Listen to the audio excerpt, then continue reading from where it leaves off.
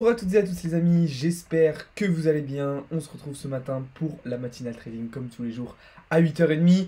On commence une nouvelle semaine et donc plein de choses super intéressantes à dire pour justement préparer au mieux cette nouvelle semaine qui va être encore une fois bien remplie. Analyse technique, analyse fondamentale, tour complet des marchés financiers. Voilà un petit peu l'objectif de ce matin. On parlera aussi de quelques-unes des actualités importantes. Et puis on verra un petit peu les choses évidemment à surveiller tout au long de cette semaine. Comme d'habitude, je vous invite à vous abonner si ce n'est pas déjà fait, à rejoindre le serveur Discord et surtout, n'hésitez pas à poser vos questions tout au long du live. Je ferai des petites pauses régulièrement pour y répondre. Voilà les amis, c'est parti. On va commencer 7 jours de bonheur total sur le marché crypto avec plus de 5,70% ce matin sur Bitcoin, sur ces derniers jours hein, évidemment, plus 12,8% sur Ethereum et une grosse majorité des alts qui a super bien performé. Ce week-end a été beaucoup plus calme et j'ai envie de dire ça fait du bien, légèrement baissier avec un Bitcoin qui est repassé sous les 30 000 $. Et c'est là un petit peu peut-être le léger bémol malheureusement de cette fin de semaine. On va regarder tout de suite la clôture weekly qui va être vraiment importante. Donc là on se met en semaine et heureusement, la clôture weekly s'est fait au-dessus des 30 000 $. Maintenant on voit que tout de suite on attaque la semaine avec une potentielle réintégration et c'est absolument ça qu'il va falloir surveiller. L'idéal, si on veut prolonger cette tendance haussière, ça serait évidemment de faire une deuxième clôture weekly au-dessus des 30 000 $ pour réellement confirmer le break de manière significative justement de cette résistance. Si on a réintégration en fin de semaine, malheureusement, ça ne sera pas forcément très bon signe. Bon, malgré tout, on le sait, Bitcoin a fait de très belles performances et désormais devrait davantage se stabiliser pour laisser de la place à Ethereum dans un premier temps, puis aux alts dans un deuxième. Donc pas forcément de panique à avoir. Et on pourrait même imaginer un Bitcoin, et bien tout simplement, se stabiliser comme ça entre les 29 500 et les 30 500 $ pendant un certain temps. En tout cas, cette semaine va quand même être assez intéressante et assez importante à suivre pour Bitcoin, puisque en fonction de, encore une fois, la clôture weekly qu'on fera dimanche prochain, ça pourra nous donner pas mal d'indications sur la suite. D'accord? Pour continuer sur Bitcoin, on va évidemment regarder ce matin sa dominance, hein, vous le savez. On a été rejeté enfin sur le haut du range avec une dominance, ça y est, qui s'approche désormais de nouveau des 47%. Ça, c'est plutôt une bonne nouvelle puisque, comme on le disait hier, ça devrait laisser davantage de place à Ethereum et aux alts et ça pourrait nous permettre de rentrer dans une alt season. Ça, je vous en ai déjà parlé un certain nombre de fois. Si vous voulez même en savoir plus, et aller plus loin dans cette réflexion d'une potentielle alt season, je vous invite à aller voir les dernières vidéos, mais surtout celle-ci que je vous avais sortie il y a désormais 3 semaines, où je vous prévenais d'une alt season qui allait arriver sur les marchés. Voilà un petit peu où en est Bitcoin. Personnellement, pour le moment, je ne me suis pas encore repositionné dessus. C'est justement ce qu'on va essayer de voir ce matin. Y a-t-il possibilité de nouveau de rentrer en position sur Bitcoin? Alors moi, vous le savez, mon plan était de voir un Bitcoin retracer, venir combler cette FVG, récupérer toute la liquidité qu'on avait ici. Hein. Je vous ramène à aller voir les maps de liquidité de la semaine dernière. Mais malheureusement, la semaine dernière, Bitcoin, enfin malheureusement, c'est pas grave, mais Bitcoin la semaine dernière n'a pas du tout voulu valider ce scénario. Du coup, je me dis, c'est pas grave, on va l'étendre du coup à cette semaine, ce scénario, avec toujours le même objectif, combler cette FVG, récupérer la liquidité, retester la structure qui a été cassée, et ensuite repartir vers le haut. Pour le moment, on vient de réintégrer la structure des 30 000 $, donc ça serait pas totalement illogique de voir un Bitcoin redescendre par ici. Évidemment, je continue de trader la tendance. C'est-à-dire que là, je pourrais très bien rentrer en short ici avec pour objectif de venir là-dedans. Mais mon objectif, c'est de continuer à trader la tendance, de ne pas chercher justement de trade contre la tendance. Et donc, je vais privilégier du long.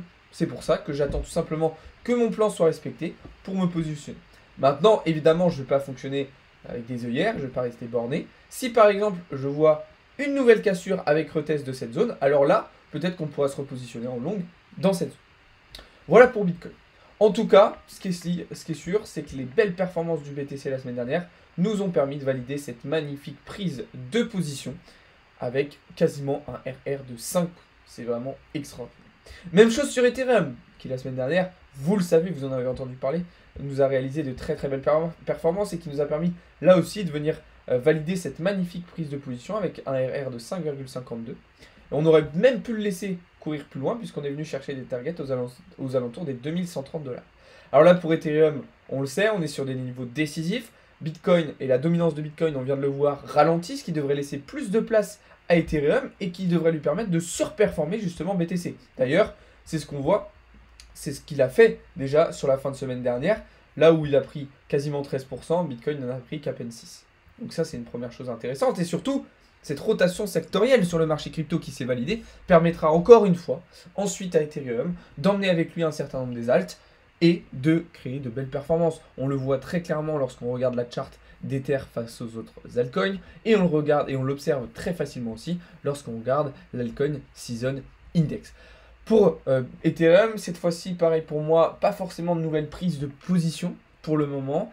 Je ne trouve pas de setup idéal pour me positionner, ou en tout cas pour continuer de long Ethereum. Donc dès maintenant, en fait, tout simplement, je vais me concentrer sur des alts, et c'est ce que j'ai fait sur la fin de semaine, et c'est ce que je fais sur ce début de semaine, avec notamment le FTM, pour ceux qui sont sur le copy trading, qui est actuellement en cours, et sur lequel nous avons déjà un PNL non réalisé de quasiment 20%, si je ne me trompe pas. Ah, ça a baissé un petit peu à l'instant, 15,94%, donc c'est déjà des performances très intéressantes. Et puis des altcoins dans des configurations haussières, il y en a plein d'autres. J'en avais partagé un certain nombre dans le serveur Discord. On pense notamment au ARB avec cette magnifique prise de position que je vous avais partagée la semaine dernière. Et on est venu chercher un nouvel ATH, donc ça c'est quand même fort. Je vous envoie un call, je vous dis achetez le ARB. Une semaine plus tard, il fait un nouvel ATH, plus 51% de performance. Ça a été le cas aussi sur le FTM, donc comme je vous le disais à l'instant. Mais c'est pas le seul, hein. Il y en a eu beaucoup d'autres des intéressants. Je pense notamment à Accro, sur lequel on est venu chercher notre TP. Alors notre premier TP, c'est vrai que c'était pas forcément le premier, il y en avait un autre plus loin, etc., etc. Donc pour ne rien louper, pour profiter de toutes les positions que je vous envoie, je vous invite à aller voir dans le serveur Discord, puisque c'est là-bas que je vous partage toutes les analyses, toutes les prises de position que nous prenons, à la fois sur le copy trading, pour ceux qui ne sont pas dedans, à la fois sur nos comptes propres firmes, et à la fois sur nos comptes personnels tout simplement. Donc je vous laisse aller voir tout ça, mais il y a plein d'opportunités à saisir sur le marché cette semaine, encore une fois. Alors, je vais regarder un petit peu vos questions, et puis après, on va pouvoir regarder un petit peu le programme macroéconomique de la semaine pour voir un petit peu les principaux éléments qui seront à surveiller. En tout cas, je vois qu'il y a du monde ce matin, ça fait plaisir. Salut Théo, salut Steph, salut Deadpool, salut Greg, salut Tony, salut Nico, salut Daddy in Shape. Ça fait super plaisir, il y a plein de monde ce matin. Merci à tous. Encore une fois, n'hésitez pas à vous abonner, et n'hésitez pas à rejoindre le serveur Discord. Vous avez tous les liens dans la bio. Quel crypto me conseilles-tu d'acheter cette semaine en tant que débutant? Alors déjà, si tu es débutant, je te conseille pas forcément d'acheter dans un premier temps, je te conseille de te former. Mais ça, je te l'ai déjà dit plein de fois, Dadige, en message privé. Tac. Bonjour Thomas. Regarde le sol, s'il te plaît, il a quitté son range en H4. Ok, on va jeter un œil sur ça. On va jeter un œil sur le sol. C'est vrai que le sol, c'est pas forcément une crypto que j'apprécie particulièrement à trader.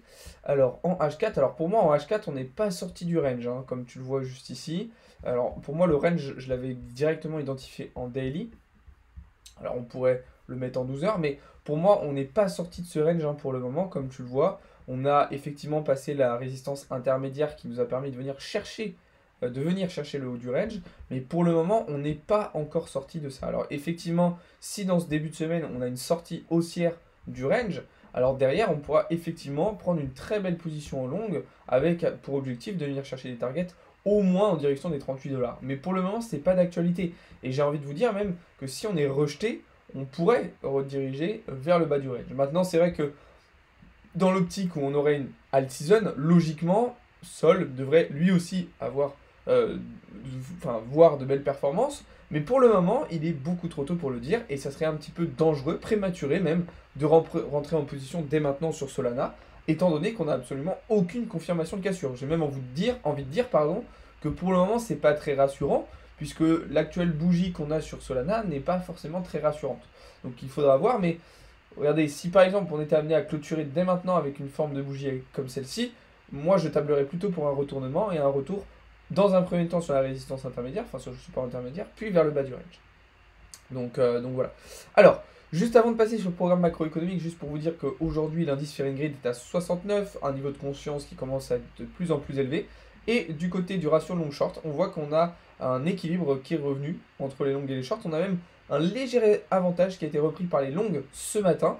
Autant la semaine dernière, on avait clairement des shorts qui dominaient le marché. Et d'ailleurs, c'est pour ça qu'on a continué de monter. Ça a été justement pour liquider tous ces shorts. Ce matin, on est revenu un petit peu près sur un équilibre quasiment parfait, comme vous le voyez juste ici. Alors, on va pouvoir regarder du coup le calendrier macroéconomique de cette semaine qui va être évidemment très très important à suivre avec notamment une deuxième partie de semaine comme d'habitude qui sera bien remplie et qui pourrait créer pas mal de volatilité.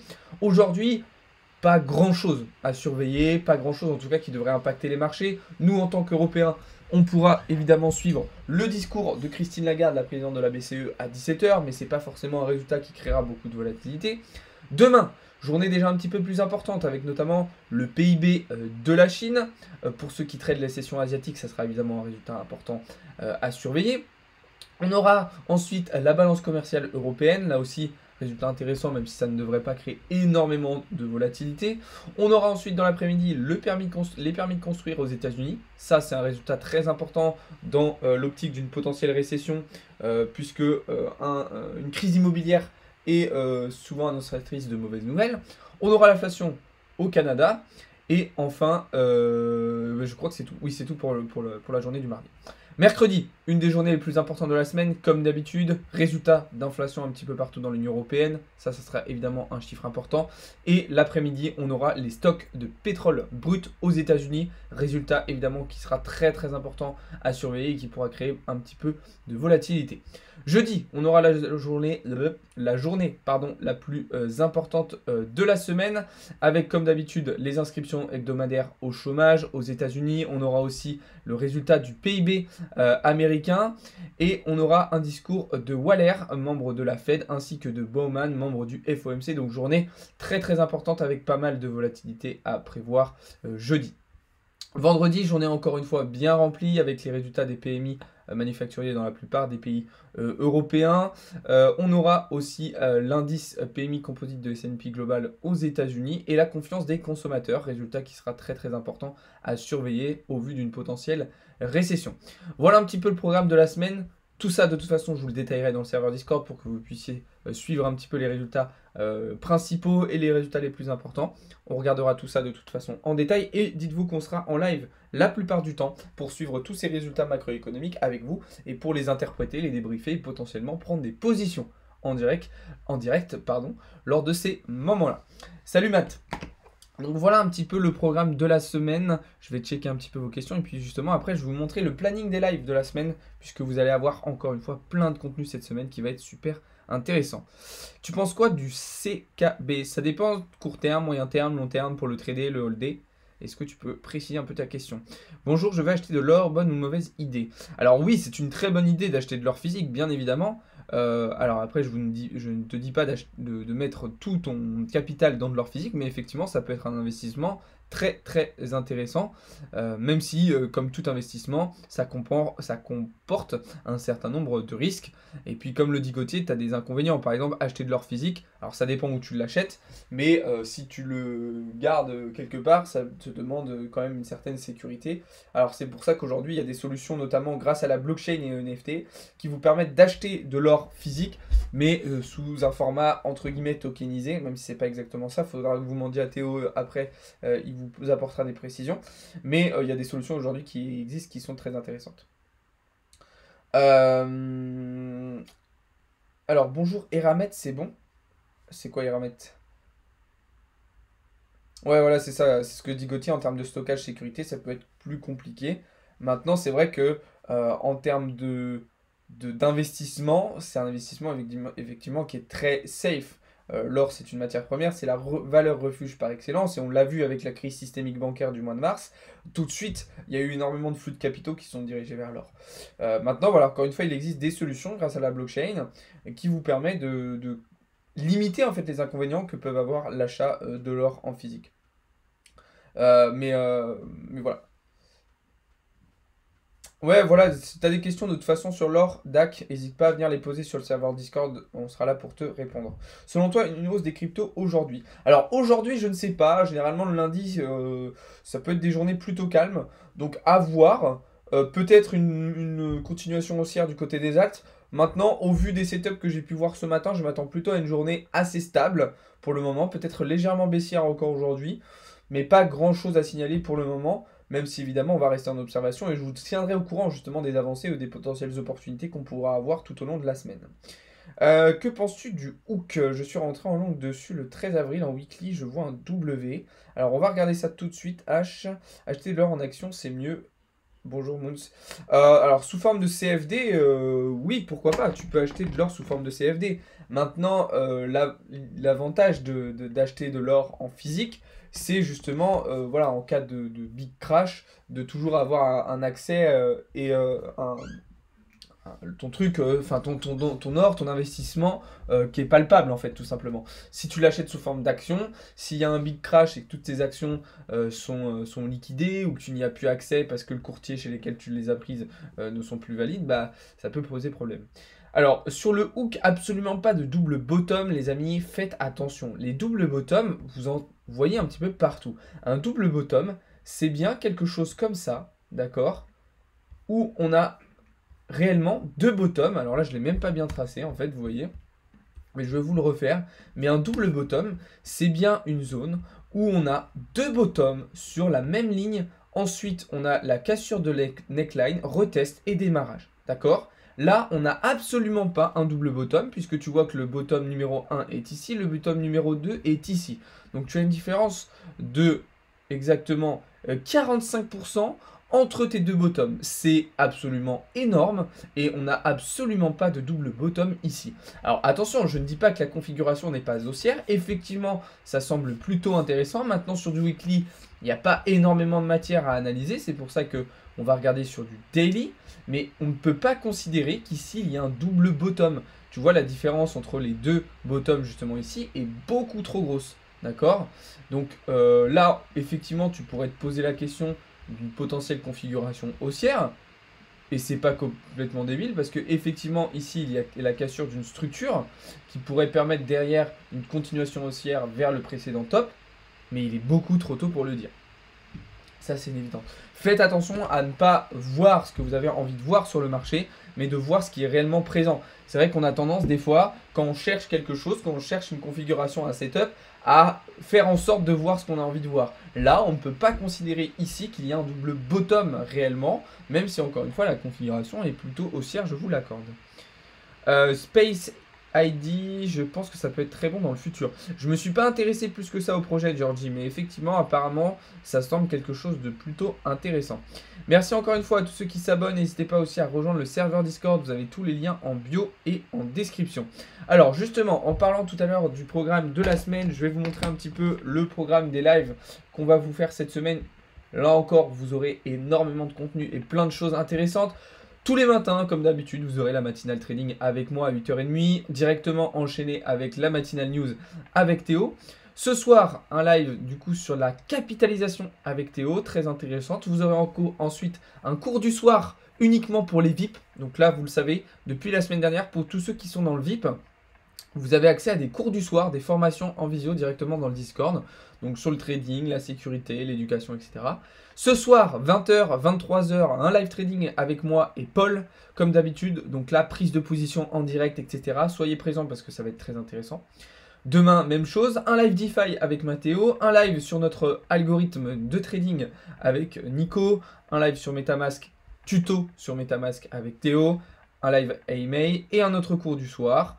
Mercredi, même chose avec un autre live DeFi cette fois-ci avec Nico, cours du soir aussi. Jeudi, journée bien remplie, comme vous le voyez, avec un live trading en journée, un live DeFi avec Mathéo et le soir deux lives. Et enfin, vendredi, quasiment le même programme. Donc vous allez avoir une semaine bien remplie. Ça, c'est uniquement les lives, sans compter tout le contenu vidéo qu'on vous propose sur notre chaîne YouTube, qu'on vous propose sur le Discord et sur les différents réseaux. Donc n'hésitez pas à aller voir tout ça, les amis. Vous avez tous les liens dans la bio pour ne rien louper. Je rappelle qu'on est quand même une bonne équipe pour répondre à toutes vos questions, tous professionnels plus les uns que les autres. Donc n'hésitez pas à aller poser vos questions aussi si vous en avez dans le serveur Discord. On sera là pour pour y répondre, pardon.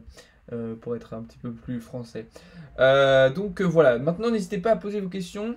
Encore une fois, hein, je fais des petites pauses comme vous l'avez vu pour y répondre.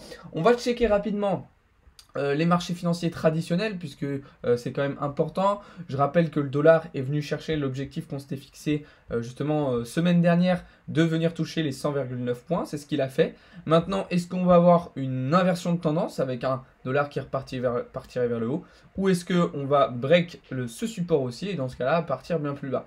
Évidemment, il faudra dans la continuité de cette analyse surveiller les indices boursiers américains avec notamment Nasdaq et S&P 500 qui arrivent et qui sont tous deux sur des niveaux de résistance assez importants. Donc ça sera évidemment très intéressant à surveiller. Et puis on gardera un œil évidemment sur les paires de devises, notamment l'euro USD sur lequel on est rentré en short la semaine dernière, et le gold évidemment, qui nous a d'ailleurs validé un magnifique trade qu'on avait lancé il y a maintenant à peu près 2 semaines. Quelque chose qui pourrait être intéressant tout au long de la semaine aussi, c'est du côté des banques américaines. On en parlait hier soir, je vous montrais et je vous faisais un petit zoom sur la banque JP Morgan qui a vu ses performances totalement exploser avec des bénéfices records sur le troisième trimestre et des performances du coup en bourse avec un cours de l'action en pré-ouverture vendredi qui était à plus 6,5% et qui a emmené avec elle, JP Morgan, un certain nombre d'autres banques américaines. Donc ça sera peut-être l'une des choses intéressantes à surveiller cette semaine. Donc voilà, attention à la décorrélation, encore une fois, entre économie, marché et réalité, puisqu'on le voit, quand même des performances assez intéressantes d'un certain nombre d'indices boursiers, alors que la situation réelle n'est pas forcément aussi extraordinaire que ça. Donc attention au retournement de situation qui pourrait être un petit peu violent. Voilà ce que je pouvais dire sur les marchés trad et sur les petites choses à surveiller qu'il y aura cette semaine. De toute façon, je vous tiendrai au courant au fur et à mesure des lives et dans le serveur Discord comme d'habitude. Donc voilà, et bien écoutez les amis, si vous n'avez pas d'autres questions, je vais vous laisser pour ce matin. De toute façon, Théo va prendre le relais d'ici une trentaine de minutes pour la matinale news, dans laquelle vous verrez toutes les actualités principales de la semaine. Nous, on se retrouve juste après sur le serveur Discord et sur les différents réseaux pour davantage de contenu, davantage de trades, davantage d'analyse, etc., etc. Je vous laisse vous abonner, rejoindre le Discord, vous avez le lien en bio. Et si vous avez d'autres questions, n'hésitez pas à venir les poser justement dans le Discord. Sur ce, merci beaucoup d'avoir été présent ce matin. Je vous donne rendez-vous juste après et tout au long de la journée sur les différents réseaux. Je précise bien que pour ceux qui n'auraient pas pu suivre l'intégralité de cette matinale, vous pourrez retrouver la rediffusion juste après sur la chaîne Twitch ou sur la chaîne YouTube. Vous avez encore une fois tous les liens dans la bio. Ciao tout le monde, on se retrouve un petit peu plus tard. C'était Alex pour Blockchain Capital.